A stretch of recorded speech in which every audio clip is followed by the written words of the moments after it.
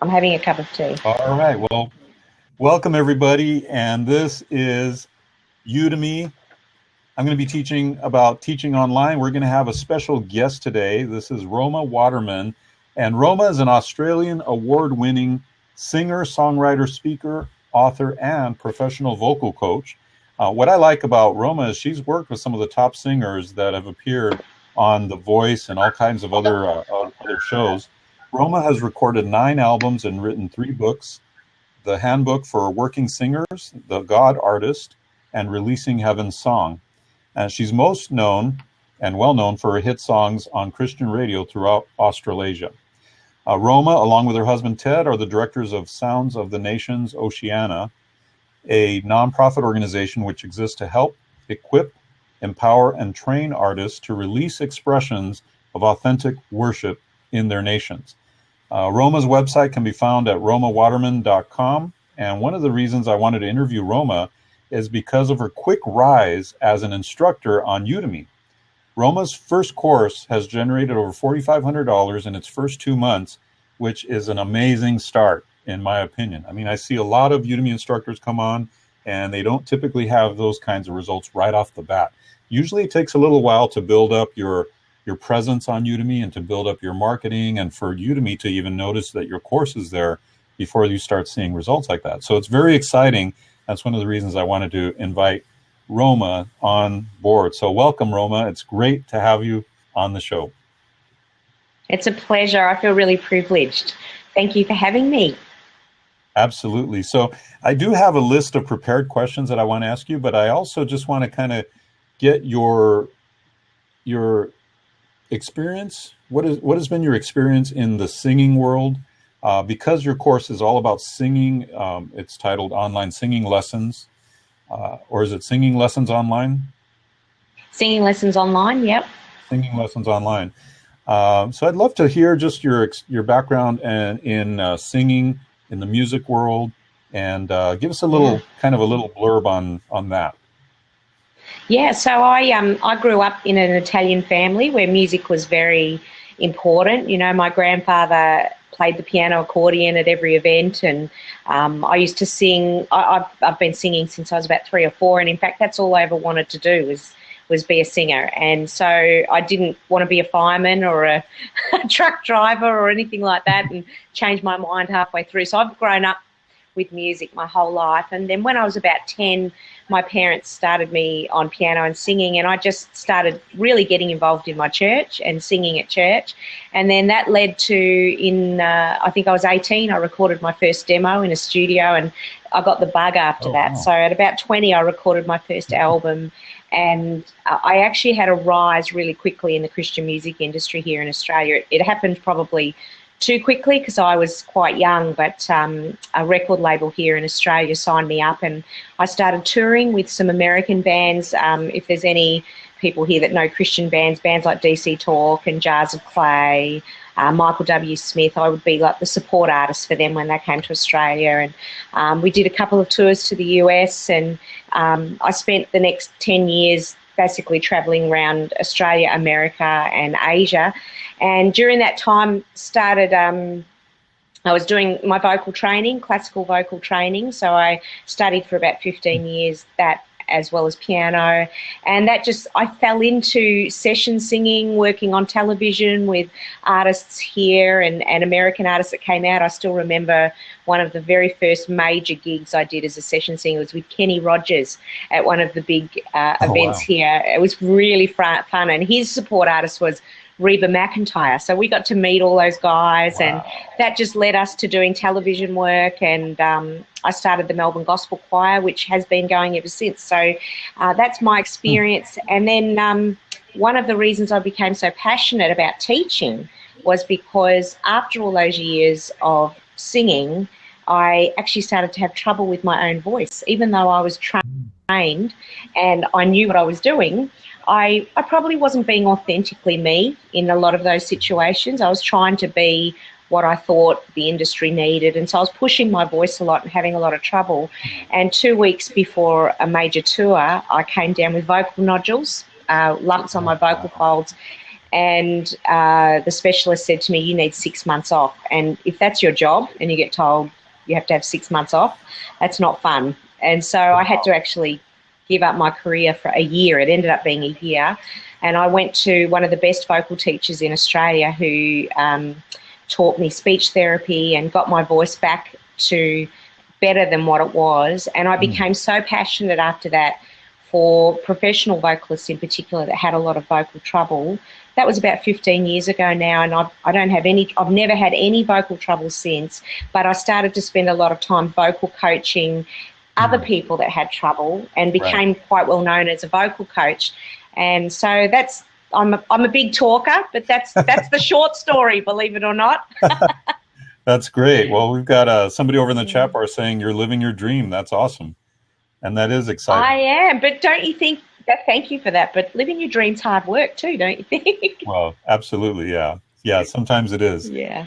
So the cool thing is that you've had this almost lifetime of experience in the singing world, and actually at a very high level, which I'm really excited to talk to you about that, because that's probably a story in its own right, like how you achieved that early success and how you were able to maintain it. And so how did Udemy come along, or how did you learn about Udemy? As we were talking about how you started thinking about maybe teaching more, how did you originally discover Udemy? Yeah, it kind of was by accident, but it was also an answer to prayer for me. I was vocal coaching from home. I started to have kids. I've got 2 small children. One of them's only 3. And so vocal coaching one-on-one was becoming very difficult. And also because I have a profile in Australia, it was becoming difficult too, because I was finding a lot of people were coming for lessons who were fans, not really in particularly wanting lessons, and they were coming to my home. And so I was feeling like, I don't know if I can keep doing this, and the time that it took to teach people one-on-one. And we started to move more into missional work, helping Indigenous people groups with their expressions of art and worship, and also travelling and teaching on how to write songs and sing and have a worship ministry. That's something I'm really passionate about and what I really love. And so, but it doesn't pay the bills. So I was kind of going, how do I do what I really want to do, still be artistic, still record my albums, be an artist myself, but my main thing, the passion that I love the most, is my family. And so I started to have a really good think about that and what I could do. And I was just Googling one day, and Udemy came up. And at the same time, a good friend of mine said, have you ever thought about doing online courses? And I just thought, I could never do that. I don't think I could. But then I clicked on Udemy and I saw, they've really set everything up for you to be a success. I really believe that. That's right. 10 years ago when people were saying, what about online courses? There was no forum for it. You had to spend a lot of money to record and get someone else to edit. The world's changed even in the last 5 years. You can do all of that yourself. And Udemy is just fantastic because you can have it all set up and get the support that you need. And really, I couldn't believe that I could start recording a course and it not cost me hardly any money, And so I actually, before I was sold on it, I bought a couple of courses myself and was really impressed by a lot of the courses. One of them was yours, so I'm a big fan. Oh, I loved awesome. Your marketing course was fantastic. And then I just thought I'm going to give it a go. And I did one course that kind of was okay, but the more experience that I got, I realised teaching what you love, teaching what you're passionate about is key. And one of the things I did notice was there were people going, this is a great way to make money.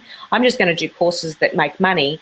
And look, they probably do make money, but I actually think for sustainability, teaching what you're passionate about is the key.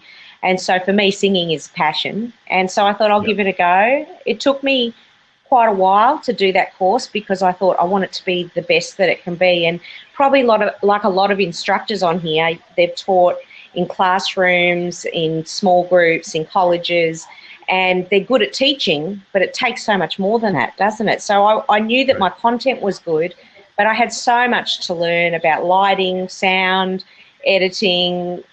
So it was a big learning curve. And I even remember a few times in the middle of recording the course going, oh my goodness, this better work. Am I going to make any money doing this, or am I going to fall flat on my face. I almost Right. gave up, I'm so glad I didn't, because I really am actually hoping that this will eventually become our main source of income. Yeah. Well, what's exciting to me, Roma, is you're proving the theory that you could teach anything to anyone on Udemy. That's kind of their little slogan that they use Mm. is Udemy is a place where anyone can teach anything to anyone. And Yes. I like your early, right, what I call rising star success, because in many cases, uh, people believe that, oh, only the make money online courses make money, or oh, only the tech Mm. courses make money. But in recent, actually in the last few weeks, I found a course on how to bake sourdough bread. You know, Yes, I've there's a seen that lady one too. named I want to do it. there's a lady named Teresa Greenway who was challenged by her kids to bake, some really good sourdough bread, and so she just went to Yeah, town researching what's the best way to do it, and had some early success from baking sourdough bread. So to it's me, amazing. that's exciting that you can teach just about anything. Now, does that mean that any topic will be amazing and make a lot of money? No, no, of course not, right? But Mm. it does give us some insight into the world of Udemy, seeing your course being a course about Mm. singing and improving your singing. I mean, what I like about it is that it's mass appeal. Everybody Yes. wants to learn how to sing better or how to sing more professionally if that's their goal. Singing is just, it's part of life, right? I mean, I don't know anybody who hasn't driven somewhere, on the freeway and just turned it up and started singing to their favorite song, right? Yeah. So I like that it's very mass appeal. Yeah. Likewise, baking sourdough bread. I mean, everybody wants to eat some good sourdough bread. Yes. So that's why I like and wanted to interview you, Roma, is because Thank you. you kind of changed the bar a little bit into Wow. people going down that direction, saying, "Oh, I can only make courses in these topics," and that's really cool. So Yeah. let me ask you a couple of questions that we had pre-prepared here. Mhm. Um, so we've already found out what led you to the idea of producing courses. So what were some of your first steps in producing courses when you had no experience, when you were just starting out? Yeah. What were your first Well, steps in your? that's a great question, and I found that the Facebook pages were really helpful. I actually just so the studio page, and then eventually when you become an instructor, the faculty lounge. I Right. found them very helpful because I found that a lot of people were having the same issues that I was having. So I actually tried to engage in as much conversation as I could so that I could get answers to my own questions.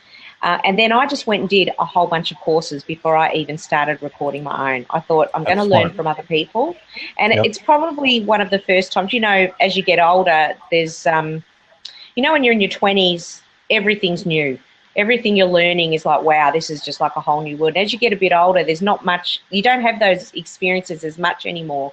Well, I found with Udemy, I felt like I was back to being 15 years old going, I don't know anything about anything. People would start talking on the Facebook pages about Google Analytics, and I'm like, what on earth is that? I don't even know what that is. So I Right. actually just went, I'm going to go and do some of the courses myself. So there were a couple of courses that I did, and I didn't do anything until I completed them. So one was your course on Udemy marketing. Um, Great. Alan Hill's course was absolutely Hmm. fantastic. But the one that really helped me, because it was how do you create an awesome online course, was by a guy called Miguel Hernandez. I don't know if you know that course, but it's absolutely I've seen that fantastic. course. Yeah. And I think it's probably one of the best courses for people that don't know anything. So he doesn't talk about the marketing at all. It's how do you use ScreenFlow? How do you set up your lighting? How do you do sound? How do you use Keynote to create online presentations? I didn't know how to use any of those programs, and I was completely overwhelmed to Mm. realize I had to use them, and sometimes all at once when I was doing the sessions, doing Right. the lectures.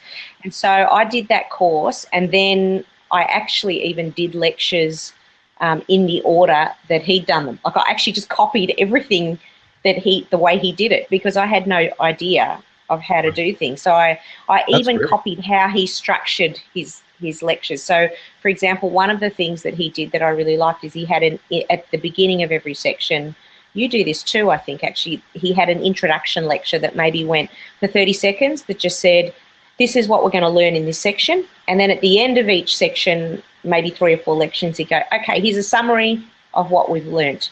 And the other thing that I learnt from him too was he was funny and he was just himself.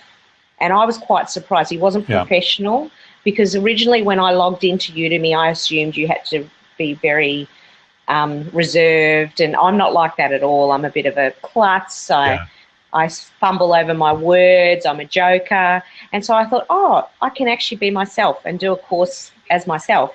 So I just did a bunch of courses. Then I bought a little bit of equipment. So I bought some lighting boxes, and I do have a recording studio at home. So I've got my own space that I can use. And I had a great microphone. Perfect. So that was all set up. But I had to buy a couple of software programs like ScreenFlow and Keynote. And then I spent maybe 6 weeks putting together the lectures. And then I did it in sections. So I did the whole course. I wrote it all out, how it was going to look. Then I did all the recording at once with the PowerPoint presentations, and then I did the editing. So I did it in sections to make it easier. I don't know if that's how other people do it, because I'm still pretty new at this. Yeah, that's a great way to do it. When you can assembly line your work and make it into a very efficient process, that's a great way to do it. Yeah. Yeah.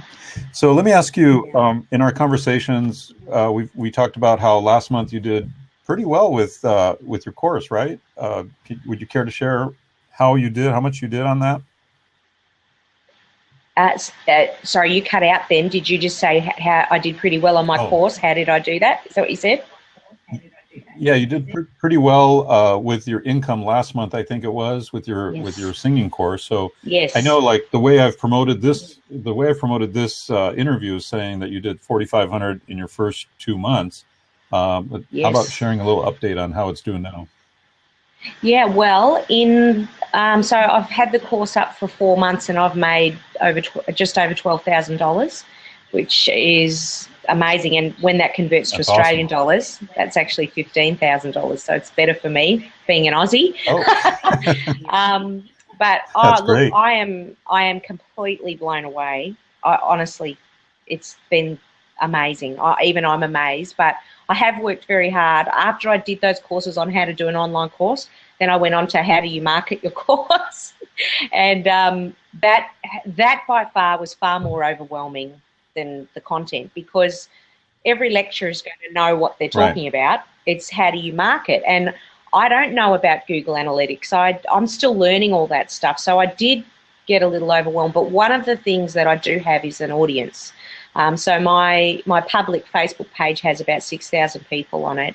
And one of the things people said was to utilise Facebook, utilise your audience. And I have a mailing list as well. The mailing list probably only has 300 or 400 people on it, because I didn't know that you're supposed to grow a mailing list. I'm a creative musician, that kind of stuff, to be honest, is a bit boring. Right. and I had to change my mindset too, to you just get someone else to do all that other stuff. The industry across the board has changed, and people are able to do everything pretty much for their own businesses and farm out some of the stuff that's way too hard for us. There's some things I can't do, but generally for this course I've done everything myself. So I used my audience. So I experimented a little bit. I tried a Facebook ad, didn't work at all, didn't get one bite. And I got really discouraged by that. So instead I thought, I'm going to try some time sensitive sales and boost some of my Facebook posts. So I knew that they were going to my audience and also to their friends. And so I did a Facebook post that just said, I've got a course that's $199 for the next 3 days. I'm going to sell it for $50, but you have to email me personally to get a private link. Now that's an enormous amount of work, because I'm telling you, within an hour, I must have had 100 people email me, and I was on tour at the time. Wow. So I was getting all these emails on my phone, and I'm like, I didn't expect this many people to respond. So what I did is I created a code that I could just copy and paste while I was on the road. So I'd be like on the plane or in a bus or a car and just go, someone would email me their email address.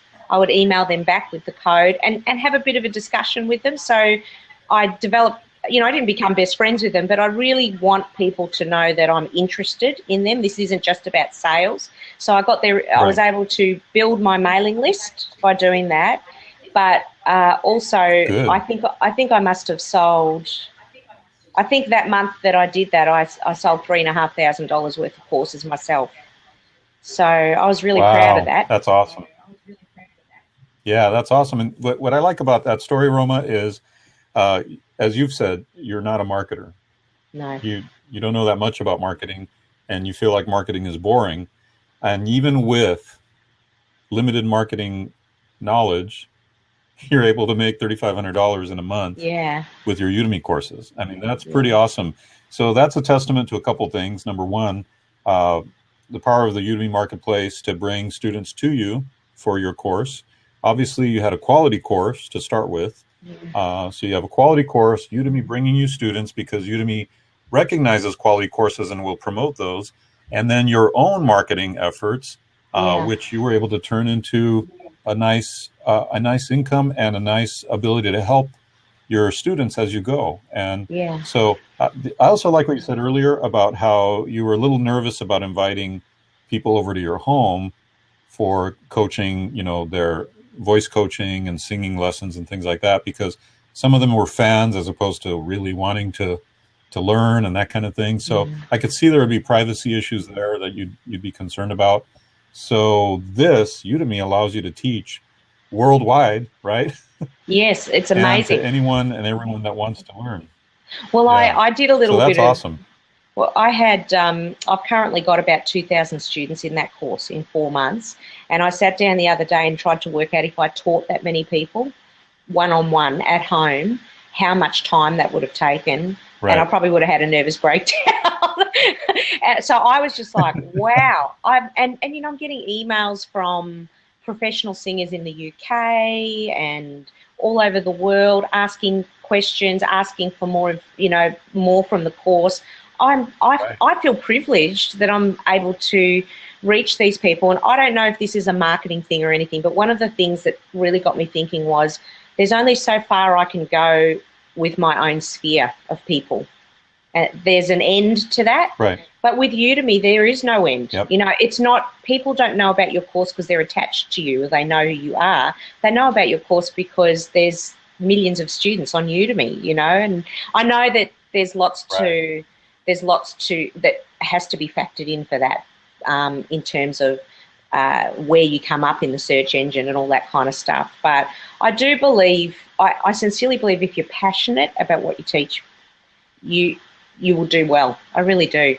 I think that's been key for me. Like, I do love it. I love seeing the lights come on, so. Absolutely. And, the other thing, as you were talking about having 2,000 students in your singing course, is how could you effectively take care of 2,000 students while you're on tour? Right? It's impossible. As an actual professional singer, that would not be possible. Likewise, let me put that in the situation of a speaker or an expert, somebody who goes and speaks for a living and travels all over the country or all over the world.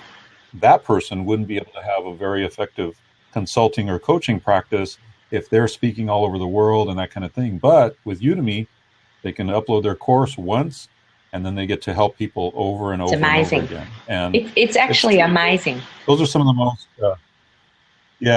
it is. And those are some of the most fulfilling messages we get as instructors is when you know that you've touched somebody's life, you've helped them, you've contributed in some way. And it took so much less effort than if you were there face-to-face, one-on-one with them. Totally. But it still had that same impact to them. Yes. You know what I mean? So the ability to impact many people in a short period of time and leverage your impact is another one of the things that I don't think we talk about enough on Udemy. So that's exciting to see. Well, what are some of the marketing tactics that have worked for you I know you just mentioned, building an email list, talking to your Facebook fans and things like that. Do you have any other marketing strategies that have worked for you? Yeah, I think I see a lot of discussion on the Facebook pages in particular about people not wanting to opt into Udemy's promotions, and because they might sell a course for $5 or for $10. And I have to admit, for someone who earns at home, if I did vocal coaching, I can earn. When I was vocal coach for the X Factor, for example, I was earning $100 an hour to teach those students. And so when you find out that Udemy wants to sell your course for $10, your initial reaction is, oh, there is no way I'm selling my course for $10. And I personally wouldn't sell my course to my networks for $10. But if Udemy wants to do it, because my course is worth $200, that's what it sells for, $199. Right. But I thought, I'm just going to try it out. I'm just going to opt in to their promotions just to see how I do. Well, I tell you, a course selling for $10 doesn't seem like much, but Udemy has, is it 6 million students? Is that right? 6 million, over 6 million students. 8 million and growing. 8 million and growing. So if you think about only 1% of those people buying your course, that's a lot of money when you don't have to do anything. So I tried it 1 month. In fact, this month in particular, I've done no promotion because I've been very busy with other engagements, and I'm already up to almost $1,600, and that's just been Udemy promotion. So that's money that I wouldn't have made, and I didn't have to do anything to make that happen. I didn't have to be in a room and teach a person to earn the money. So I'd really encourage anybody not to feel bad about that. Like I just opted into everything and it's really worked for me. Oh, your sound has disappeared, David. Your sound has disappeared.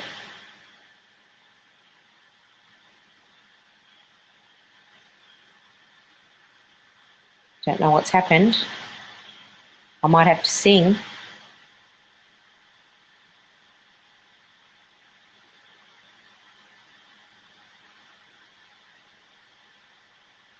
Well, what? Whoa. Can you hear me now? Oh, yes, I can. Okay, good. Yeah, I'm thinking that we're having some internet connection issues here on our side too. So, so let me ask, can you hear me and see me? I can hear you and see you now. And while I was doing that, I'm reading some of the lovely comments. Everybody wants me to sing. I don't know. It is 8 o'clock in the morning. That's very kind of you. Wow, we've got two or three people saying sing. Oh.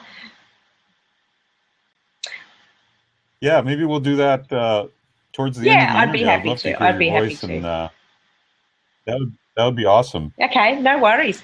Okay, let me ask a couple other questions here. Is there anything that hasn't worked for you, or that you've tried that you thought would do well but didn't really do that well? There's 2 things so far that haven't worked. Actually, 3 probably that haven't worked. One was Udemy coupon sites. I know that works for some people, but I did not get one bite on a Udemy coupon site. So I just gave up after a couple of months. I just thought this was obviously not my niche, not for my market, One of the things I did notice, like on, is it called Black Hat, for example? I think that's one of the biggest coupon sites, was that it was... Black Hat Forum. Yeah, Black Hat Forum. I mean, a lot of those courses were how to make money or do this or do that. There weren't a lot of music-related courses. And when I went to search for other places that had music-related courses, I found that it was people promoting their own products on their own websites. So I kind of got a bit lost in for a long time, hours and hours of researching that, going, this is not the way to promote a music course. So coupon sites for me didn't work. I tried some tweets with Fiverr.com. You know how you can use Fiverr to get 1 million tweets? That didn't work at all for me. Again, I think because of the niche market that I'm in. It just didn't work. And also just those Facebook ads didn't work at all, which was really annoying because it cost me money.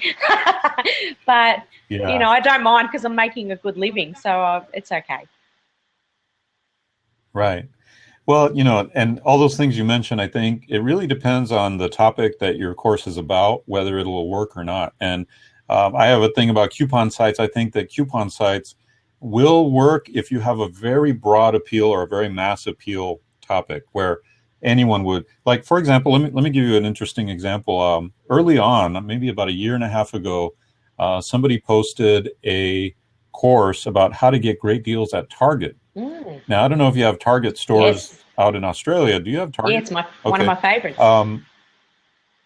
Yeah, well, Target's it's big. I'm pretty sure they're worldwide. And so this course was about how to get great deals at Target. Now, to me, that would be a perfect course to put on a coupon site because people on coupon sites are looking for deals anyway. That's their mentality, right? Yes. And why not put a course about how to get great deals at Target on a coupon site? However, if I put up my course on, how to teach on Udemy on a coupon site, it's a mixed match. It's not really matching the types of people that are going to the coupon site to get my course on teaching. Yeah. So I guess the idea with coupon sites is, like anything in marketing, you have to have what we call message to market match. So your message matches your market. If your message or what you're trying to sell doesn't link up with your market or doesn't appeal to your market, you're really spinning your wheels. You're wasting time with that form of marketing. So that should be the very beginning core of what we think about when we think about marketing. Am I getting the right message to the right people at the right time? And I add in the right way. So right message to the right people is the core of it. If you're not, meeting that person's need for help, need for assistance, need for, in your case, vocal coaching and singing coaching, then you're in the wrong place. You shouldn't spin your wheels there, So, and if we keep that as a rule of thumb, I think that can really help overall anything that we do in marketing. So, let me ask you also, Roma, what do you do to keep your courses fresh? That's great because it's only 4 months old, so it's still pretty fresh. But I actually had a couple of people on my discussion board ask questions that I hadn't covered, and I thought that I'd covered everything. So this has been a good learning curve for me. So, for example, somebody wrote in saying, I have a lot of jaw and neck tension. Do you have any exercises for that? And I do, because I've actually had that problem. I've had temporomandibular joint disorder, which is when your jaw locks in the face and you can't, there's so much tension in the jaw it might be from grinding your teeth or from having tension when you sing incorrectly. And so when part of my vocal training was learning to fix that, and I thought to myself, wow, I hadn't actually thought about including that. And so I put something on the discussion board, but then I thought that's actually a good lecture to include. So what I did is I actually created a PDF of all the information with a whole bunch of exercises, and I added it as an extra lecture. And I'm already thinking about making some changes. I had somebody write a really nice review just recently on the course, the last review I got, and he gave it 4 stars. But I really appreciated his honesty. He was very kind. He said he was an older guy that had never learnt to sing, but he said when he came to the vocal warm-ups, I would have loved to have seen you playing them on the piano while you were singing them because I'm a visual learner. I thought that's a really good idea. I think I might change those vocal warm-ups. Eventually I'll film myself playing them on the piano as well. So I'm always trying to think of ways that I can do that. And then also, we're about to do a promotion, for example, for Black Friday, which you have there. I didn't even know what that was until a couple of weeks ago. But I'm going to actually do a promotion where I say that the next 10 people that buy the course, I will give them if they send me an MP3 of them singing, it can just be on their iPhone or something like that, I'll actually offer them some constructive feedback in the form of a document. Wow. Just so that'll be for the first 10, and then there'll be a winner out of those 10 where I'll give them a free half-hour Skype lesson. So I'll be doing that over the years as well, because I don't just want it to be a course for making money. For me, this is helping people, and not just helping people sing, but helping people with their confidence. Like I'm just looking at a question here on the side. Sorry it's taken me so long to answer it. Someone's just said, any tips on how to control nerves caused by self-doubt as a singer? Can I answer that now? Is that all right? Absolutely, yeah. So things like that, I want the course to actually give people confidence. But that's a great question, because most people, I think they say that the 2 greatest fears people have speaking at a funeral. Is it speaking at a funeral? No. Yeah, speaking at a funeral or speaking in public speaking. That's right. Public speaking. And Right. I actually am, I know this sounds weird because 90% of my life is standing in front of people, but I'm actually quite an introvert. Like I need a lot of time on my own, and I've struggled with this. I've struggled with nerves. If I'm overtired or have had too much performance time, I can actually experience a little bit of anxiety because I don't feed off being on a platform, you know. And so I've had to learn some skills how to overcome nerves. So I'll tell you, these are really cheeky ones, but one of the things that really works for me is I can't believe I'm going to share this on a public forum, but I just imagine everybody naked. And I'm the only one dressed in the room. And then all of a sudden I'm just having a good laugh and I'm not thinking about myself. I think, you know, one of the reasons we become nervous is because we're thinking about ourselves. We're thinking about how we're coming across. And, you know, I actually think one of the greatest things that can change our lives completely is just to think about other people. That has relieved my nerves to no end. So instead of me getting on a platform going, I hope I sing in key, and I've had lots of issues to deal with. I've even got, would you believe I've even got hearing problems as I've gotten older. So I actually have to wear hearing aids at times. And I almost gave up my career 18 months ago because of that. And it made me very self-conscious when I was performing. But what I did to overcome it is I just went, I'm going to stop thinking about my issues and what I'm like, and I'm actually going to think about how I can help other people, how I can care for other people. And it's really changed, it's really put a peace on the inside of me. And, you know, my faith really helps me too. Like I'm always praying prayers and saying, God, help me with this. This is hard. And I think one of the reasons why we really struggle is because we make it all about us, but it's not. It's not about us at all. For me, it's about God, and it's about how I can help other people. So they are some mind things that you can do that can change your attachment to being nervous. But then there's also really practical exercises you can do as well. Deep breathing is really helpful. Deep breaths from the diaphragm as opposed to the clavicle bone in the chest really helps. So you just take a really deep breath in, hold it for 3 seconds, then release. Just slowing your breathing down can really help. There's an actor's trick that I learnt when I was younger where, because a lot of times you have adrenaline, just too much adrenaline pumping through your veins, and that's why you're so all over the place. So what we used to do before we went on stage is you push your palms together like this, push really, really hard, so hard, and it just gets rid of energy, and then you let go. You'd be amazed how something like that works. It's incredible. So yeah. That's interesting you say that, because I found myself doing that without even knowing that was a technique. Oh, wow. Sometimes. Yeah, it really helps because you're so releasing energy. You know, I mean, some people probably should go for a run, right. But if you're going to sing or speak, that's probably not a good idea. That is great. Yeah. Also, I like what you said about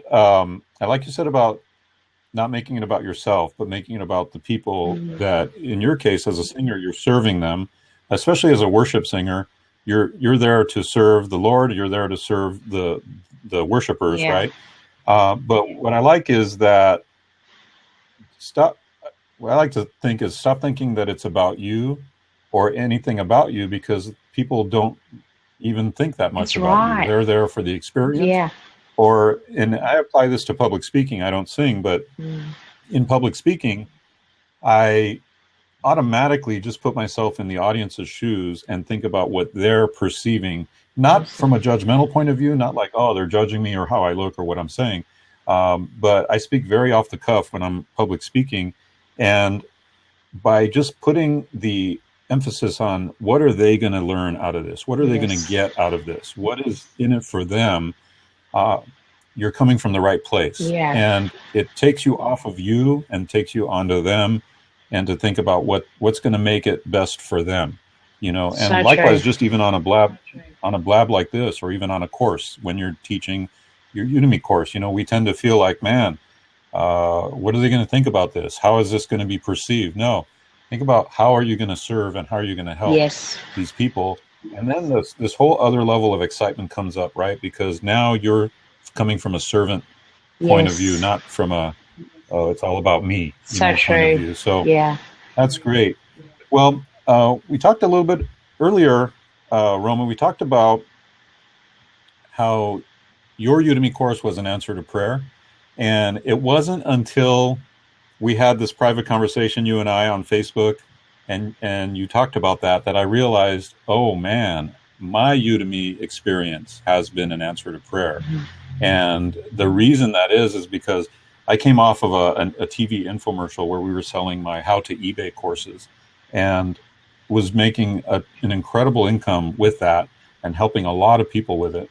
And then it ended very abruptly. It kind of went like that, crashed. And it happened at a time that was a very bad time, 2008-ish, when the economy went bad as well. And prior to that, even when things were going well, I was asking the Lord, what are the best uses of my skill, my talent, my experience that I've learned, and what can I do to help a lot of people with that? And I really didn't know what the answer was. I didn't have any good answer for that. But over time, through a series of events and through a series of different things I was doing, I was marketing information products and things like that, I came upon this website called Udemy. And I can now look back and realize what an answer to prayer Udemy was for me as well. Wow. Because it allowed me to take my best skill, which is teaching, I believe, and helping people and teaching the internet marketing world and all that, and present it to millions of people and create a passive income from it. And it was exactly what I was asking for. I was asking for a way to work from home, to be able to reach a lot of people, leverage what I was doing, and to really help a lot of people through my teaching. And suddenly Udemy comes along, and I'm like, it took me about a year to realize this is it, so while it may have taken me a year or years to come to that conclusion, it's great to see that you know right up front that this is an answer to prayer. Well, and I mean, exciting. Why don't you speak a little about that? It's also thanks to people like you who have pioneered that, because I did your course and you talked about that, and so I've been able to not make the same mistakes probably, or I tried to learn as much as I could from people like yourself and people like Alan Hill, so that I could do it. And I think that's why maybe the next generation of Udemy instructors are having success a lot quicker, because it's people like yourselves have kind of gone forward. So I thank you for that. I mean, that's an amazing story. I'm really encouraged by that. It's great. So can I ask you a question? Sure, absolutely. So do you make a living? Can you make a complete living off Udemy? Oh, absolutely. Wow. I know that for Southern California, I'm still working on making a full income. Southern California is pretty pricey to live and so on. And I'm actually, I work my own business, my information product business, my coaching business alongside Udemy. So my goal is to kind of go from, coaching, internet marketing, services, what I'm doing, and then to have Udemy go like this, and then let go of that business and just do strictly Udemy full time. But for me, it's been amazing. I'm the kind of person, I'm kind of private. I don't like to give out my income figures. But it's for people in a lot of states in the United States, it would be a very nice full-time income. That is so encouraging. For people in California, because we live a little pricey, it's almost there. That's awesome. And well, I love it because I could be, and I mentioned this earlier at the very introduction of this, I could be at church, walk out of church and find out, oh, we made a bunch of sales while I was in church. That's amazing. I could be well, I hope you Studios with my boys. Oh, absolutely. I'm joking. Strong believer. Oh, I'm a strong believer in tithing. Absolutely. It's been such a blessing to tithe and to see the results of it. It's so amazing. Last week, I took my boys to Universal Studios Hollywood for a day. We've got the annual pass. They homeschool. I work from home. Wow. So it's beautiful. We could do whatever we want whenever that we want. That is unreal. Right? Yeah, and I mean, the whole time we're on the Simpsons ride or the Transformers ride or whatever, we're making money. I know, it's amazing. That's what I love about it. Yeah. Oh well. I mean, for Yeah, us in absolutely, it's particular, fun. we've been in ministry for over 20 years now, and everything we've had to do, we've had to raise money for. So any missions trips we've had to do has come out of our own personal income. We've used our mortgage before. One time we used our mortgage to spend a year just going around the country, just like ministering in churches and stuff like that. But after Wow. 20 years and two kids, it started to be very taxing. Like and my husband works very, very hard for us to do that. So he works on the tools. He's a tradesman, and he'll work 50 Hmm. to 60 hours a week, and he's almost hitting 48 Wow. now. And we started to go, this is not, do we really want to live like this? You know, we've got two small children. We started to actually, to be honest, we actually started to become a bit resentful of ministry work because we were just finding it such a struggle. And that's when you say, how was an answer to prayer? I was like, surely there's got to be a way that we can live our life where our family is first, and then I can choose what I want to do with my life. So Udemy has allowed us, like for example, we're doing a ministry trip to California in December, and it's Oh, allowed wow. us to go and do that. We've got a trip to Fiji in June. I've been asked to go to Italy to minister, and they're things I really want to do. But some of these nations, not America, but you know, Fiji and parts of Europe, they don't have the money to bring you over. And I'm Right. like, I want to give back. I want to go to these places. You know, I'm first generation Australian. All my family's from Italy. I want to go. I want to go there and invest in the land that I'm from. You Sure. know, and so our Right. goal really eventually is that at the moment I'm almost matching my husband's income a month, which is amazing. But Awesome. if we can double that, he'll be able to leave his job, and then we'll be able to spend time with our kids and do these trips together. And I'm really excited about that. So yeah, Udemy is amazing. I think it's an incredible place. Yeah. That's totally exciting that you can do that. You can do really whatever you want. I mean, we're talking about ministry. We're talking about how you can tithe, how you can give back to your church, or how you can actually do ministry and have it paid for through Udemy. Yes, But man, people can do whatever they want, right? I yes, mean, it doesn't have to be ministry. They could do whatever their dream is. totally. Some people dream of Yes, traveling the country in an RV or flying places or whatever. yes, That's the beauty of it. yes. So, well, definitely let me know when you're in California. I would love I to will. meet up with you and your family and Love to meet show you. you the sights. Maybe introduce you to some good restaurants and stuff. Oh, that sounds good. Um, so let me ask you: do you have any tips for using your voice in Udemy courses? Yes, Like any good tips for presenting and teaching? You know, some vocal coach tips for teachers and instructors. yes. Yeah, that's a great question. I think a monotone voice is very hard to listen to. So that's the first thing is Right.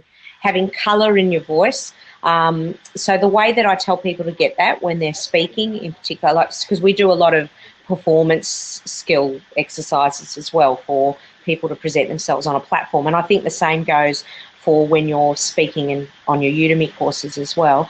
So Right. imagine that you're speaking to someone that's maybe 10 feet away from you. You will immediately lift your voice so you won't talk down like this, because it's very Mm, easy when you're recording your courses in a quiet room, and maybe it's 11 o'clock at night for some people here when everyone's in bed, you know, and it's quiet.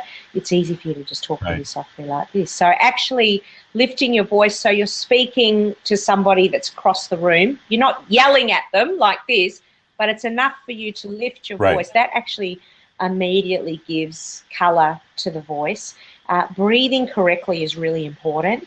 If you're not breathing correctly, you tend to put all the pressure of your voice in the throat, and actually your voice is Mm, it's a wind instrument. It's produced by breath. So as the air passes through your vocal folds here, those vocal folds vibrate, and that is how sound is produced. If you're not breathing correctly, huh. you have to use more of the muscular action in the throat to create sound. And after a little while, your voice gets tired, if you're into football or sports and you've been yelling all day, my husband's a big football fan, his voice changes as the day goes on. Sometimes he completely loses it, which is I'm mortified by as a vocal teacher, but it changes colour, and that's not great for a vocal course either, that, you know, from one lecture to the next, the colour of your voice is changing.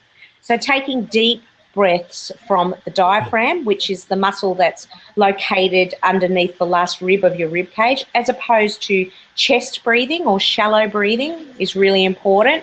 And also how you sit, your spine and your posture affects the way you breathe. That's actually the first thing you have to fix, because if you're not sitting or standing correctly, you can't breathe properly, and if you can't breathe properly, you won't be able to speak properly. So the correct way to, you're probably sitting when people are doing their lectures, I am anyway, is using your sacrum, which is your the base of your spine. It's basically your backside bone. It's the only way to explain it. If you can sit on the edge of a chair with that being your support, as opposed to like the way I'm sitting now, I'm sitting right into a chair. I wouldn't do my lectures like this. I'd sit on the edge of my chair, and that immediately aligns your spine. So making sure your spine is straight. It's not the easiest thing to do, and people that have back trouble or have posture issues already, they often find when I say to them you need to sit straighter or stand straighter, they'll come to me a week after for their lesson and go, my back is so sore, you're teaching me something wrong. But it's actually not. It's just that you're not used to using the muscles that are the right muscles to use. So posture, breathing well, and lifting your voice. Also, when you lift your voice to speak out, you actually use the resonating chambers in your face. You actually have all this space, your sinuses, your nose, your mouth, all of these places here are used to project your voice. But a lot of times we're just keeping it all in here, which you have to use so much effort to create volume and colour and sound when that's the only place that your voice is projecting from. When you lift your voice, you actually start to use the resonating chambers in the face, and then what that means is the colour of the voice changes. It will actually sound brighter. So the difference would be if I was talking down here, I'm talking in my throat right now, and then I change it to being resonant using my face to speak, totally changes the colour of the voice. Yeah, that is so awesome. I can relate to that because I used to do public speaking, and I realized early on that the best way to project, especially in a room of 30, 40, 50 people, was I had to talk to the back of the room. And in order to talk to the back of the room, that took effort from my diaphragm, not from, there's no way I could do it from just my throat. And then when we were filming the infomercial for the very first time, actually filming a video for the infomercial, they were wanting me to, their terminology was, I need you to boost your energy up. I need you to get your energy up, your level energy up. So as I was working with the producer, I realized what he was asking me was to get my public speaking voice on. And as soon as I realized that I wasn't speaking at the camera, which, like, my camera is right here. Right now it's about 2 feet away. But as soon as I realized that I was speaking to somebody about 10 feet beyond the camera or 10 feet beyond the microphone, that's when I realized that that was the correct energy level for camera and video. Wow. That you really amp up your energy level for the camera and for audio, because the camera and audio sucks out about 10 to 15% of your energy, right? So that's kind of paraphrasing or kind of giving you a little bit of extra of what you're talking about, helping us understand how to use our voice correctly when presenting. I mean, those are awesome tips. Yeah. I think that alone is an amazing summary for Udemy instructors. Everyone should hear that little segment you just said about how to use our voice correctly. Yeah, it's very important. Do you have any other tips like that? Being well hydrated is really important. Your vocal folds, that's one of the first places where you experience dehydration, actually. And there's lots of factors that can contribute to that. So air conditioning when it's really hot, heating when it's really cold, those kind of factors can affect your voice. So drinking lots of water before probably 20 to 30 minutes before you have to do a lecture or speak is very, very helpful. I remember when I was studying my classical singing exams, here's an example. I went to a vocal class and my voice was just not working. I was getting so frustrated. And my teacher was like, have you practiced this week? I'm like, I've practiced every day. And what's going on? And she said, have you drank much water? And it was quite a hot day. She went to her kitchen, got me a huge glass of water, and I drank the whole lot. And within 10 minutes, my voice was back to normal. And I couldn't believe it. It was all to do with dehydration. So drinking lots of water. Tea and coffee are very dehydrating on the vocal folds. So tea has tannin in it, which is dehydrating. So I try not to drink lots of tea and coffee when I've got to speak, sing, or do my Udemy lectures. I'll have a herbal tea or honey and lemon, something like that. And also peppermints are very dehydrating on the vocal folds. And yeah, it is. It's amazing. Like, here's an example of this. I had a professional country singer coming for vocal lessons. And the reason she was coming is because she could only do 2 gigs a week, because in between she would lose her voice. So she'd do 1 gig and then she'd have 3 days where her voice would completely disappear. And she couldn't work out why her voice wasn't working. And then she came to her lesson chewing gum. And I said to her, how often do you chew your gum? And she said, oh, all day, every day. And I said, that's your problem. It's the mint in the gum, but also the chemicals in the gum that are affecting your voice. I said, for a week, I don't want you to have any gum. Well, the day before her next lesson was due, she rang me and said, I don't need to come back for lessons. My voice is completely cured. I've just stopped having gum and it's fixed the problem. Wow. Isn't that amazing? Wow.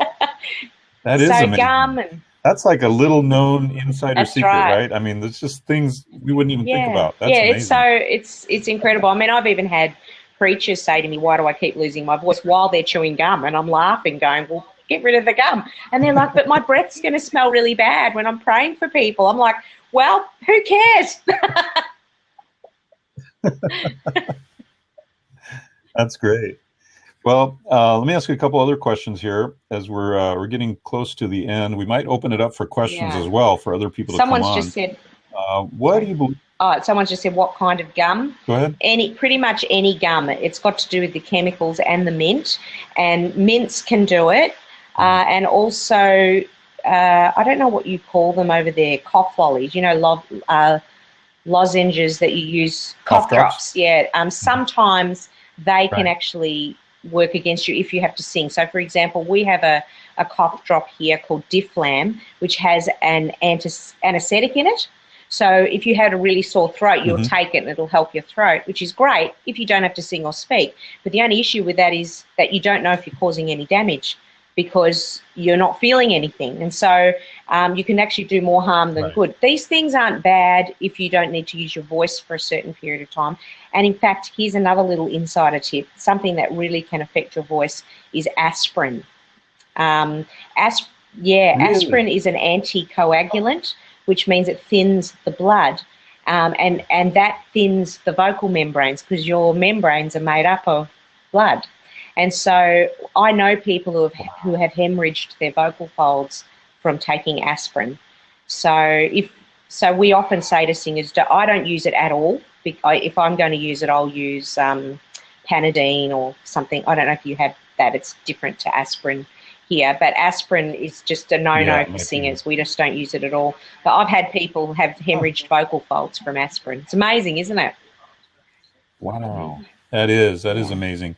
As you were talking about that, I was thinking maybe there's a Udemy course in there for you where you can help Udemy instructors to present better using their voice and that kind of thing. I mean, what you've just said in the last 15 minutes most of this has been used to me, and I'm sure to most people here that are listening in. I mean, so that's valuable content in my opinion for helping people with presenting, if they're public speakers, if they're teachers, if they're instructors, if they're experts, that kind of thing, or if they just talk a lot for a living. What about a counselor who counsels, 10 people a day and starts losing their voice? That's great. Oh, you've got my brain ticking now. That's a great idea. Well, I was going to ask you too. Have you heard of a tea called throat I coat? have. It's amazing. I was in America 2 years ago at an event, and someone brought me some because I had a sore throat. And they said, "Have you ever tried it?" Uh-huh. And I said, "No, I don't believe in that stuff." Because there's a lot of stuff over the years people have said, like, for example, some people say, "Oh, Right. pineapple juice is meant to be really good." And the bottom line is different things actually do work, but they work for different people. So whatever works for you, you do it. So I was a bit hesitant to try it. Well, I bought so many packets home. It was amazing. It's a great tea. There's another tea that's really great, Yeah. but I'm not sure if it's an Australian product, but I'd say it's probably one of the best vocal teas on the market. I think it's called Five Vocal Tea, and I'll see if I can get a link so if anyone wants it. I don't know. How would I get people to know? Okay. I don't know how. Well, even if you just type the name into the chat bar, that All would be right. good, and people can Okay. Google it. Um, I learned about throat coat on the infomercial. I was Yeah. having issues. I hadn't slept very well the night before, and my voice was cracking a little here and there. It was kind of a dry voice, and they said, "Would you like some throat coat?" And I had never heard of it. And then they gave it to me, put a little honey in Yes. it, and Yeah, it was it is amazing how amazing. quickly and easily, One. yeah, it just solved the problem. Okay, it's called the 5vocaltea.com. I don't know where the bar is here. I'm scared to touch anything. It's over on the right side. Oh, It should say yes. send a message at the very When I bottom. do that, an Yeah. ad tries to pop up for some reason. I'm scared to. Oh, that's Yeah, I weird. know. I don't know what's going. Oh no, yeah, just the very bottom where it says send a message. Yeah, it's called the five FIVE The vocaltea.com. five. Yeah. But I just wanted to add Okay. to you, The sorry. five I vocal was T. listening to what you're saying because I'm a woman, I can multitask. So I'm hearing you and Right. doing this at the same time. But what I wanted to say, because you were saying that about the vocal tea, and also someone was saying about using the throat spray, which I've used some throat sprays before too. And those things are Mm. great. But one thing to remember is if you have any trouble with your vocal folds, so if you're pushing too hard, or you actually even have laryngitis or any sort of vocal infection that's got nothing to do with even how you use your voice, it's just a virus, those kind of things won't fix your voice, because when you swallow, your I can't remember what the name of the word is. I've gone blank. It's not your epiglottis, but there's like a little flip top lid that closes over where your breathing tube is, and so that you don't choke, basically. And so that's where your vocal Right. folds are. So any trouble that you're having with your vocal folds, you can't actually. The only thing that's going to get to your vocal folds is one thing, and that's steaming. That's one of the best things you can do Huh. if you have any trouble with any inflammation of the vocal folds. So sticking your head over a bowl of hot water with maybe a little bit of tea tree oil. I don't know if you have these over there. These are Aussie eucalyptus oil, Sure. Yep. peppermint oil. We do. That's really great for the throat, for the Yep. vocal folds. But teas and sprays are only going to affect the upper part of the throat. And sometimes that's not actually where the issue is. But if you have a sore throat, sounds like that's what you had, or you're dry in the throat. That's another problem a lot of speakers get. They're amazing. And I loved throat coat. I think it's amazing. Wow, that's great. And by the way, the oils are a big thing here in America. Yes. All the different types of they're called essential oils, Yes. I guess, here. So yeah, I'm sure we can find those oils if we need to get Awesome. some steaming done. So let's see. What would you say is the greatest asset you have as a leader in your field, in the singing field, in the vocal coach field? And while you're talking about that, I would love to hear a little bit about some of the people you've coached on these famous TV shows and that. It'd be fun to hear about that as well. About talking about reinvention as well.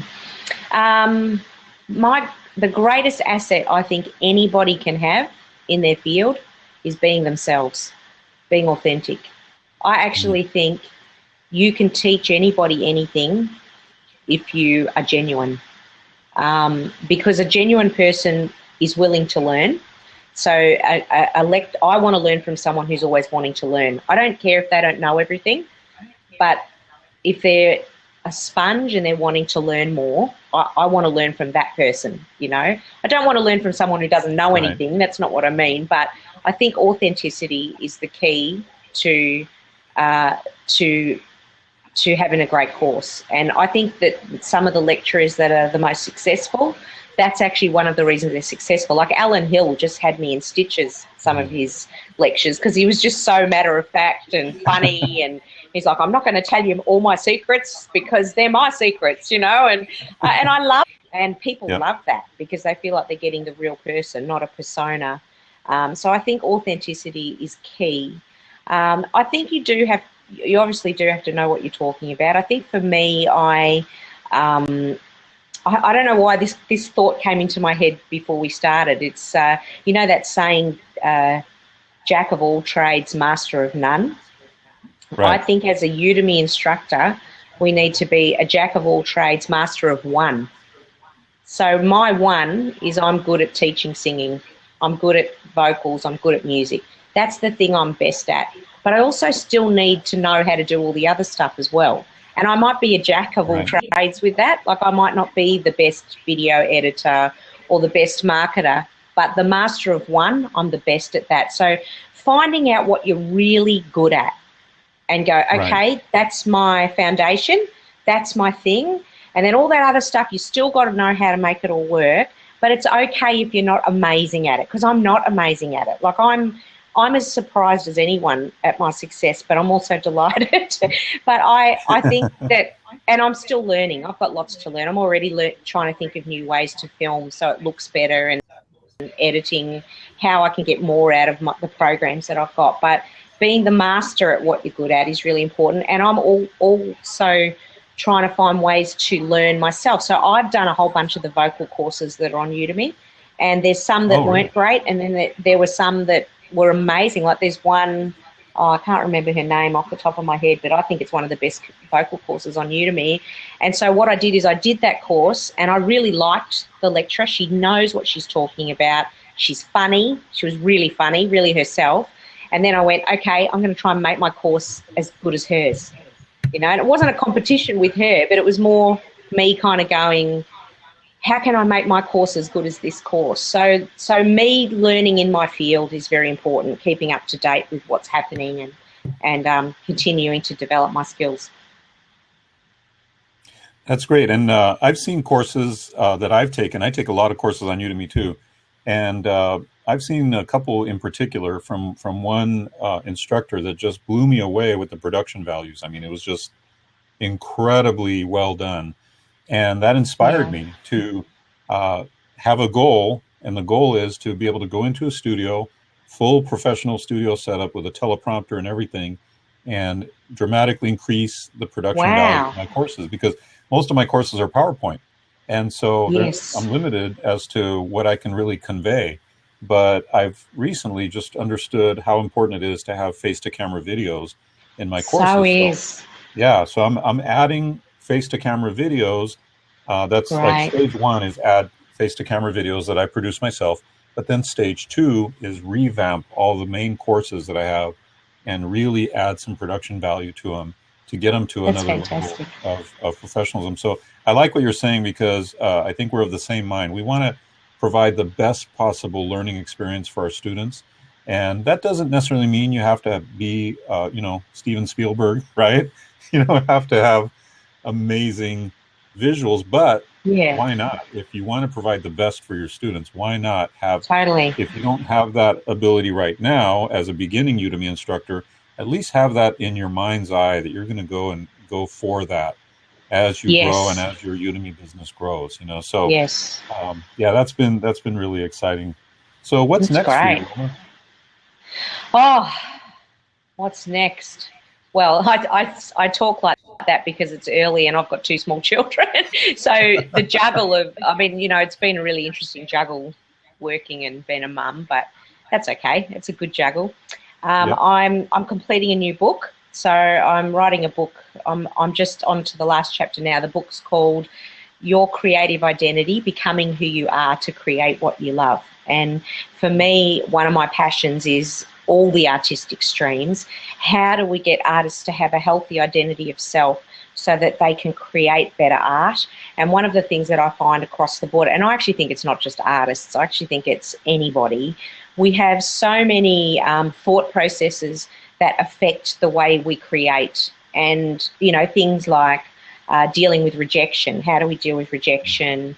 How do we deal with the desire to be seen? Everybody wants to be seen. Everybody wants their work to be affirmed. And there's actually nothing wrong with that. But when you live for that, it actually affects how you relate to the world.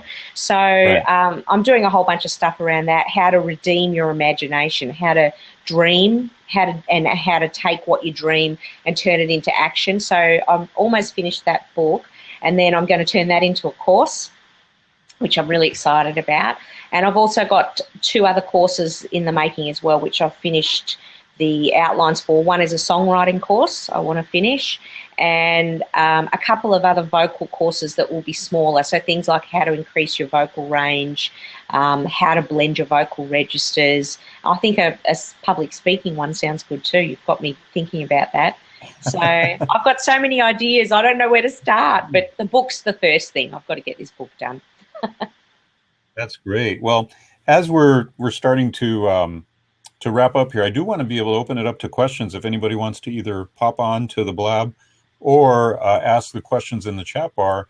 But I did want to give people a link to your course. I know that you have a special coupon that you wanted to share with our audience, so I'm going to go ahead and pop that in there, and that way, there it is under my name there. Thank you. And that will get people a very special discount link to Roma's course.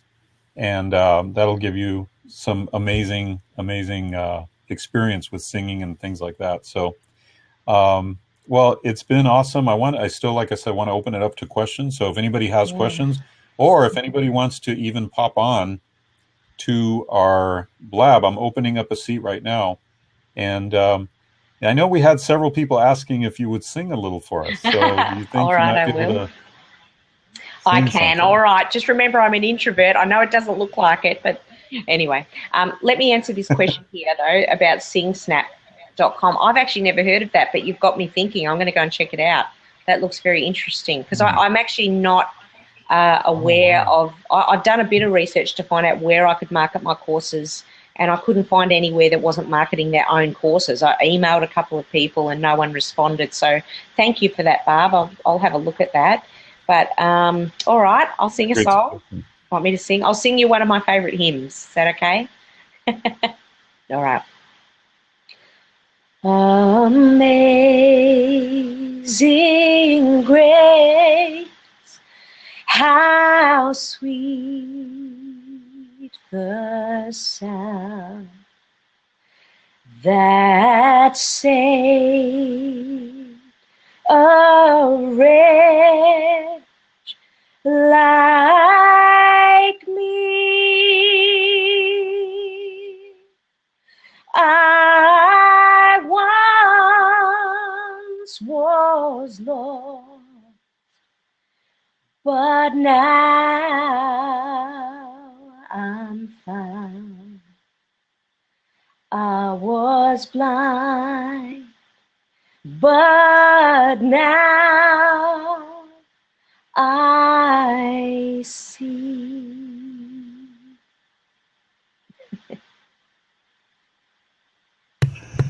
Wow.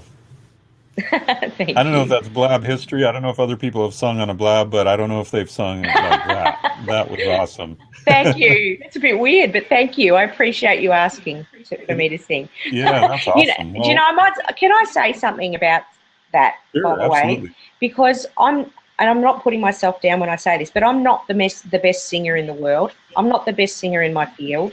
I'm not even the best vocal session singer that's in Australia. And I think we can make the mistake when we don't think we're the best, that we can't be good at teaching things. I sing because I love to sing. And it's that whole idea that we talked about before about thinking about serving others as opposed to yourself. And so one of the things that I had to get over myself was, I don't have to actually be the best vocalist in the world to teach on singing. I just have to know my stuff. Right.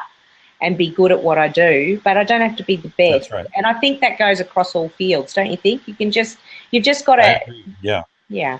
Anyway, thus ends my Well, sermon. what I like, no, I totally agree. I think we often, I was talking to a professional skateboarder yesterday, a Yeah. friend from about 30 years ago, and I was telling him about teaching. And I said, look, we often take what we know, our experience, our skills for granted, and we kind of downplay what we know. Whereas there are people out there who would love to learn from us. And you don't have to be the number one, the top, the ultimate to be able to teach really effectively. In fact, Yeah. there's a possibility that the very top person, if they don't have the right teaching skills, will fail miserably as a teacher. Whereas Absolutely. somebody who's not as high up there that does have teaching skills will do amazing, Absolutely. right? Oh, so So true. really, teaching is its own thing, and you bring your skill, your experience, your life experience to teaching, and that's where you combine, and you are essentially you. Mm. And I believe that if you don't understand that, you're going to think, well, it's only my skill and it has to be amazing for me to teach. I do agree that you want to have real world experience in what you're teaching, Yes, but I've totally. also seen very effective courses taught by people who did not have intense experience in that field and still were able to get results for their students. So Wow. there's a whole range of teaching, not only ability, but also teaching effectiveness that I Yeah. believe comes with your ability to convey information, but also to have empathy for your students in such a way that you help them and they get it. Yes, And so, totally. yeah, I totally agree with you on that. I think Mm. that's an awesome point. Yeah, I agree. That's Let's great. see. Well, I'm going to see if anybody has any questions, any final thoughts or questions here. We also have a seat open if anybody's brave enough to come on board and say hi to us face to face. But yeah, we'll wait a little bit and see if there's any other questions here as we go through this. We have Barb coming on, so let's welcome Barb Tomlin to the Blab. Howdy. This is cool. And the way we want to welcome her is just click a bunch on her square so that she gets a bunch of props there. Hi, Barb. Hi. Can you hear me okay? Welcome, Barb. Yep. We can hear you. Okay. I truly feel blessed to have found you today. And Dave, you know I'm already one of your students. So the story from today was just, timing was perfect. Awesome. First off, I've been a marketing consultant for over 40 years, been online since the 80s. And I billed myself as an integrated marketing specialist, built a fortune online, and then ended up in 2001 having over 75% of my clients wiped out because of 9/11. And it was a life-changing experience for me. And going through that, I ended up with colon cancer. And it was a long series, and it's a true miracle that I'm still here. And I have been in recovery mode for the last 3 years. This April the 29th of 2016 will be my 5th cancer-free year. So I'll be officially cancer-free. But here's the thing. Wow. I probably own 20 karaoke sites. I actually was featured in the New York Times and LA Times across Canada for all the work I did in karaoke and from the year 2000 to 2001. And I had actually stopped singing for 20 years. There's a story that goes with that. But I said karaoke isn't for the bars. It's really to get people singing all over the world to share their joy. And I learned about singing used as therapy and helping with Alzheimer's and being able to use karaoke as a therapeutic tool, as well as helping people learn how to speak in public. And it changed my life in a positive way to where I even roll my own karaoke, if you will, and using original music and independent singers. We need to connect, because here's the thing. When Dave and I found Blab, he's been on almost as long as me, and actually I'm working on my first course, which I'm trying to get done for Black Friday, and it's on Blab for Introverts. So, I love it. I might do that course. and not only that, like a lot of these tips that you had, because I've also been singing since forward. I had that in there because it's like building the confidence and what had to be done. And I'm listening to this, and this is just a defining moment for me. But I think because of this platform, we as Christians need to do something for the holiday season. And I have actually participated in open mic on here. I've actually broken Blab with my singing. Wow. We should do this together, and we can use it to market your course, your singing course, and actually bring the karaoke community into that. Because I've been talking to the folks at SingSnap, and I said, this is the way, because we as instructors, we're talking about split screen technology, and if we could use one of the squares for that. And right now there's a town hall going on for Blab and the latest features that they're rolling out. But Brittany was saying, well, we don't, everybody wants to break Blab. And I said, it's not about that. It's about connecting the world. And it is about conversation, and it truly is. But the Christmas holiday season in particular is the time of year when people are singing. Not necessarily, it doesn't have to be a Christian song, but people sing at Christmas time. And I think it's the thing that can really bring us together. And the fact, it's no accident that you're teaching what you're teaching and what's happening in our lives. And I truly believe that it's been for me today, is a divine connection. So somehow, I'm already one of Dave's students, so let's stay connected. Yes. And if you would like some help in marketing to the karaoke community, I'd love to help you. If the three of us even... Sorry? Oh, I was just going to say, Barb, are you saying the idea of like a Christmas karaoke on Blab? Right. Oh. That would be so much fun. Right. I would do that because I could just get the piano set up at home. So you're saying if I had the piano and I just led people in carols, anyone from around the world could log into Blab and sing along. Right. How fun. What a great idea. Yeah. Wow. And I'm thinking about people who maybe are shut-ins, who don't have family or don't have friends. I'd love to do that. That's so fun. It's miraculous, because one of the things that my husband and I did, I actually in the karaoke world, what I decided to do was to create shows and take those shows into retirement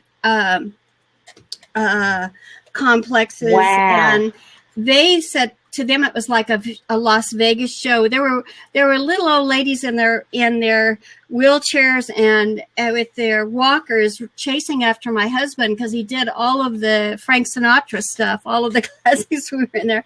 And I said, that's what it's all about. That's about making a difference. And my husband, like you, is an introvert. And I, of course, am not. And what happened as a result for him, he blossomed. And we had already been married over 30 years when that happened, and it's like, well, who is your husband? And all of these, because he was always in the background. And then when he came out singing, it changed him. But it changed the world around him. And I thought, this is what it's meant to be. So I have spent tens of thousands of dollars on, I'm sitting here with audio video gear like you cannot imagine and doing nothing with it because, I came to a resort for my recovery and actually to finish my battle with cancer. And so, God, this is just an amazing day, amazing time. Thank you, Dave. Thank you so much. Oh, I'm so encouraged. This is awesome. I love your idea, Barb. It's fantastic. Dave knows. I'll email Dave my address, etc. But let's get together. Really think about producing this. Love to. Because I also I come also from the traditional media environment. CNN used to be one of my clients, and I did CNN Interactive. I don't know if you remember that. because I've been online for so long, because the other side of me, I'm Wow. a really geeky person. So I am too, actually. I love technology. great. And I worked over the last 5 years, worked with over 300 artists, and I loved what you were saying and where you're going with your book. And because another division of my company, which is getting ready to launch as soon as I'm well enough to do this, it's called Art Wow. Yes. So let's make something happen. I'd love to. Thank you. Thank you. Have fun. Bless you. Thank you, Barb. Lovely to meet you. Awesome. Well, I don't see any other questions. That's exciting. I mean, it's interesting how many things can happen on a blab, you know? Oh, that is an amazing idea. I want to do that. Karaoke. I had never, counts. I mean, it's amazing when you put 2 or 3 people together and then somebody has an idea you never even thought of, and it just sounds so perfect. It sounds right. Yes. You know, I mean, yes. I could just imagine if you really, this time it might be small, but maybe over a year or the next year or the following year, if you really organize something like that, I mean, it could be really massive and worldwide and really bring a lot of spirit and a lot of cheer to a lot of people that need it. You know, I mean, wow, that's kind of a game-changing idea in my mind, is the thought that you can reach that many people and use Blab for a way that probably most people haven't really thought of yet. That's very cool. You know, that's awesome. How many windows can you have up at once on Blab? You can have up to 4 at a time. 4. Okay. Yeah. Awesome. So, very and I know cool. I've seen some Blabs where people collaborate on music and things like that. There's a little bit of a delay sometimes. Like even I'm noticing with you and I, there's a little bit of a delay. So it may not be perfect when you collaborate music, but I'm sure there are ways to use it in such a way that it works well for that. Awesome. So that's a great idea. So I'll definitely connect you two, and we'll all be in touch on that. Yes. All right. Well, I don't see any other questions here. So do you have any closing thoughts, Roma, that you'd like to add? I just want to thank you. I feel so honored that you'd asked me to do it, because I'm still a newbie. You know, I feel like the new kid on the block, but I just feel really privileged to be able to have an opportunity. And thank you for your course as well. I'm just so appreciative of your wisdom. Much appreciated. Absolutely. And thanks everyone for joining. Well, yes, thank you everyone for joining us. I appreciate it. By the way, this same link will contain the replay if you missed any portion of it. So keep this link to this Blab. And of course, I'll also be mentioning it in the Udemy Faculty Lounge and other places as well. So thank you all for joining us. I appreciate it. And thanks, Roma, for being on here and just answering the questions. It's been very enlightening. It's been exciting. We learned so much. I was not expecting to learn this much about your voice and how you present and that kind of thing. So I'm sure the audience loved it too, judging from their statements and their questions and their interactivity. It's been great. So awesome. Thank you so much. I'm delighted. That's wonderful. All right. Well, we'll see you guys all, and thank you, and God bless. Thank you.